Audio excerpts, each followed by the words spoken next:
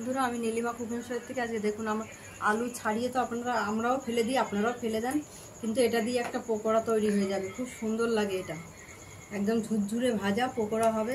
এরকম করে কেটে নেব আমি আলুর খোসাটাকে, এরকম ছোটো ছোটো করে কেটে নেব, টুকরো টুকরো করে কেটে তারপর ভালো করে ধোবো এটাকে, যাতে বালি মাটি না থাকে। একদম চটকে চটকে জলে ভিজিয়ে রেখে ধোবো। তারপর আমি কর্নফ্লাওয়ার কী দিয়ে মাখাবো আপনাদের দেখাতে থাকবো, আপনারা দেখতে থাকুন। এই যে আমি আলুর খোসাটা কেটে ধোয়া হয়ে গেছে। আমি দিয়ে দিলাম কর্নফ্লাওয়ার 2 চামচ দিলাম, 3 চামচ মতন দিয়ে দিলাম, লাগলে পরে আবার দেব। দিয়ে দিচ্ছি পরিমাণ মতো নুন,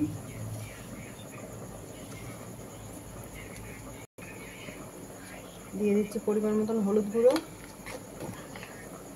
দিয়ে দিচ্ছি পরিমাণ মতো, একটু ঝাল ঝাল হবে, ভালো লাগবে খেতে, খুবই সুন্দর লাগে এটা খেতে, দারুণ টেস্ট হয়। কড়কড়া ভাজা হবে। 1 চামচ দিয়ে দিচ্ছি ধনে জিরে গুঁড়ো।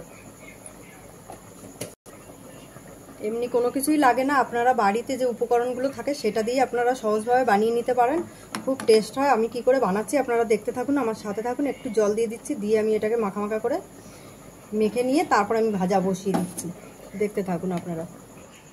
আমি সামান্য জল দিয়ে মেখে নিচ্ছি, বেশি বেশি দিলে জল জল হয়ে যাবে। দিয়ে অল্প একদম ড্রাইভাবে মাখতে হবে, আর জল লাগবে না, হয়ে গেছে আমার জল দেওয়া।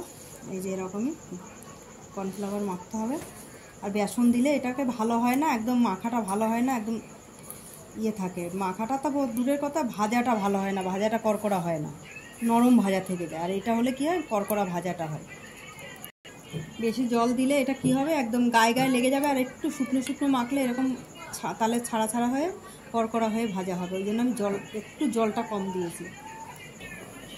এবার আমি ধরিয়ে দিলাম গ্যাসটা, কড়াইটা গরম হোক, তারপর আমি তেল দিয়ে দেবো। দিয়ে দিচ্ছি তেল,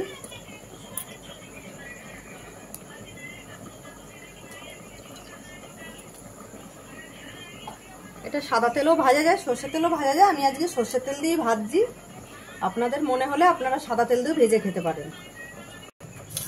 এবার আমি দিয়ে দিচ্ছি, তেল গরম হয়ে গেছে, সবটা আমি ঢেলে দিলাম। ঢেলে দিয়ে এবার নেড়ে চেড়ে আমি এটাকে গ্যাসটা কমিয়ে দেবো, আস্তে আস্তে ভাজা হবে। দেখুন বন্ধুরা, আমার ভাজা হয়ে গেছে, সুন্দর ভাজা হয়েছে লাল লাল করে, দেখুন। এবার আমি গ্যাসটা নিভিয়ে দিচ্ছি, এবার আমি নাবিয়ে দেবো আস্তে আস্তে। ভাজা হয়ে গেছে, নাবিয়ে রেখেছি। আপনাদের চাইলে, আপনাদের যদি ভালো লাগে, আপনারা এরকম করে খেয়ে দেখতে পারেন কেমন লাগে। আর নীলিমা কুকিং শোটিকে আপনারা সাবস্ক্রাইব, লাইক, কমেন্ট, শেয়ার বেশি বেশি করে দেবেন। আর ফেসবুকের বন্ধুরা আপনারাও লাইক, কমেন্ট, শেয়ার করে দেবেন। আর আপনাদের ভালো লাগলে আপনারা ইউটিউবে চলে গিয়ে সাবস্ক্রাইব করে নেবেন দেখার জন্য।